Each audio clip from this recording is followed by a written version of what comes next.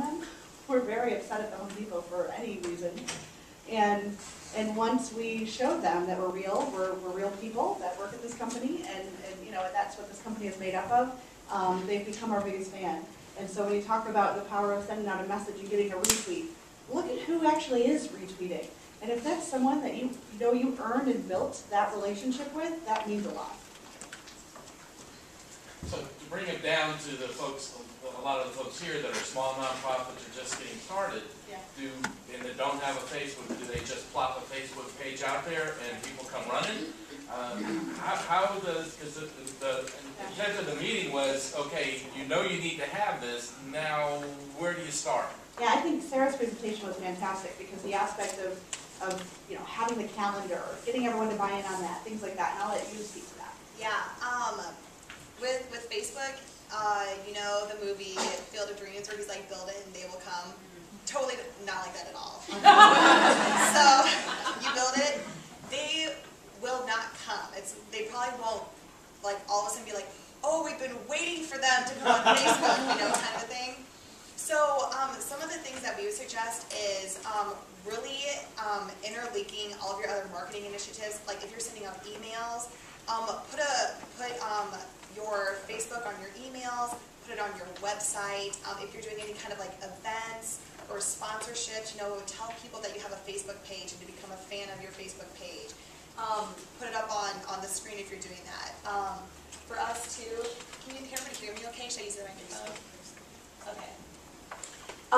And for another thing too is that media always works very, very well. I know with nonprofits, your guys' funding may not allow for that, but if you are able to do that, media and fanning ads work incredibly, incredibly well.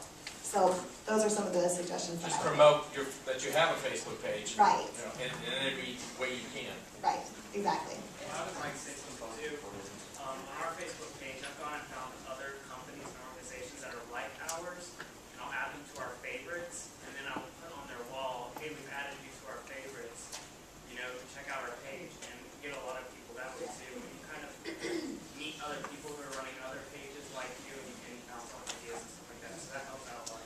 It's just very tactical on that point. Similarly on Twitter, there's kind of an etiquette that if someone follows you should follow them. And so find the people you want to target and follow them, or there's something called Follow Friday and Eco Monday, and so you say, hey, here are groups that you tell your followers they should follow. So then when they go and search who's talked about them, they'll see you. So there's some ways to attract attention for the people that you want to be part of your audience. So when we decided to do social media at TechBridge, one of the things that I would recommend as a really good way to start is to find a young person who knows their way around Facebook. And then what I would also suggest is if you don't have your own Facebook page, I have a personal page, but I also have, I'm on my personal page, which is just family and friends, but then I'm also on the TechBridge page. And so one of the things, like what Kelly said, was I made a promise to myself that I was going to get on, I was going to understand what posting on the walls meant and what favorites meant and all of those kinds of things, because the thing, particularly in the generation in which I'm in, we learned because people gave us books, but you get Facebook and you dive in. It's like when I got my new, I got a Droid about a month ago, and basically I said, is there a manual for this? And I thought the woman, I had to get her up off the floor. She was laughing so hard. I said, okay, I got it. I just got to play with it. So what I would also say is, find your closest 25 to 32-year-old, get on Facebook, get on Twitter, and start playing. Or if you have children, that's a good way too. Yeah, exactly. My daughter helped me get on mine. Hey, if I could just jump in, I pulled up on the screen here Twitter lists, if anyone's familiar with that, again, specific to Twitter. But thank you. This is where you can collect people so similar to the favorites that we mentioned on Facebook. Twitter list is where you can create a list of people that fit into a category. So when you think about being a thought leader or being a hub for information on a certain topic, and if that's your desire, then something like Twitter list is a great way to do that, because you're selecting people that you trust and you're telling other folks you trust them.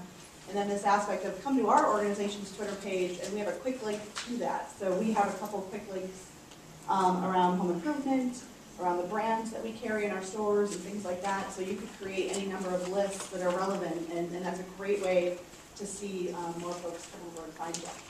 We've got a question over here and a question over here. Hi, I'm Nathaniel. I have a quick question. You mentioned that you have your own personal page and then you have the company page.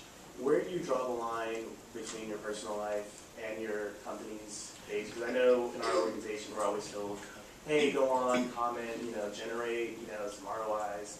And I always feel like, well, it's my personal page. I don't necessarily want to, the client that I'm dealing with and what's going on in my, at home. I don't know, who would be best to answer that? You want to answer that? Or Kelly, or? I have a personal Facebook page, that's my name. I have and then we have the foundation stuff, and I know it's not good etiquette that if professional people try to friend my personal page, I don't do it. Just because, no offense, but they're usually asking for money. So, I don't have any illusions about why they want to be my friend. On LinkedIn, which is a professional networking, I'll accept anybody, because to me that's work. But I try to keep so if I've ignored your friend on my Facebook site, that's why. To kind of touch base on what Kelly said too. Yeah, absolutely LinkedIn. If you're concerned about that, then I would just mainly focus on LinkedIn and engaging on there.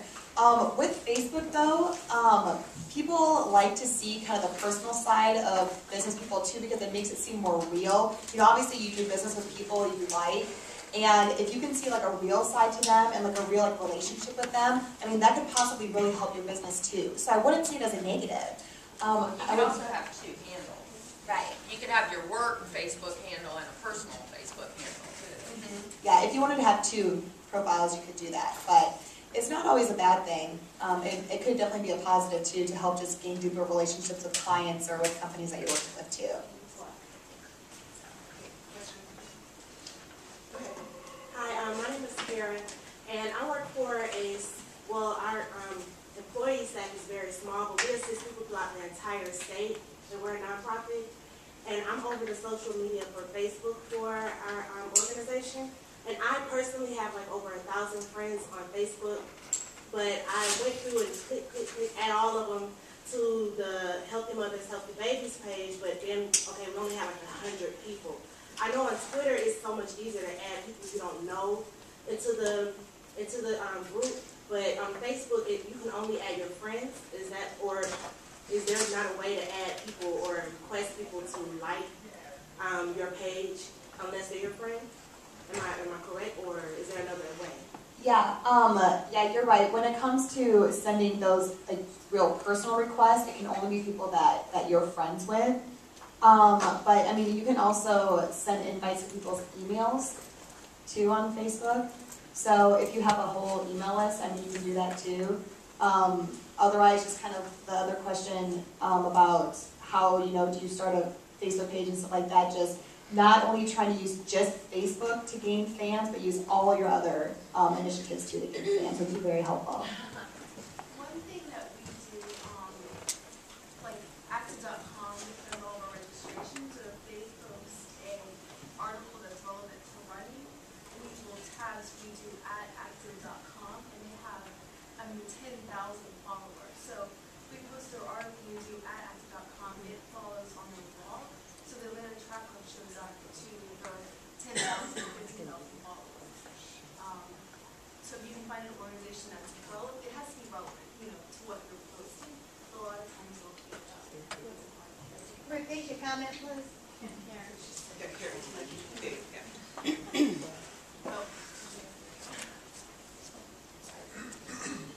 I was just saying if you want to add more fancier Facebook page, one thing that we do is we find an organization that's relevant to what we're doing,